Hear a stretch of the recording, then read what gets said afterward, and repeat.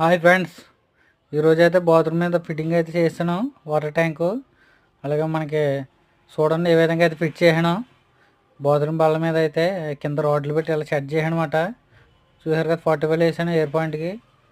Okay, ఈ విధంగా set చేయమన్నమాట. ఈ బాత్రూమ్ మీద చాలా డేంజర్గా ఉంది. కింద కాబట్టి మనం రాడ్లు ఇట్టడం వల్ల సరిపోయింది. మనకి ఇటు వాటర్ ట్యాంకు మనం ఫిట్ చేసినప్పుడు మాత్రం ఇలాంటి దాని మీద చాలా జాగ్రత్తగా మనం ఉండాలి. కింద మనకి డమ్మీ పెట్టామాట, గేట్ వాళ్ళు పెట్టలేదు, ఇంకా మర డమ్మీ పెట్టి కింద తొక్కేస్తుందని గేట్ వాళ్ళు అని ఇలా సెట్ చేసాం ఫ్రెండ్స్.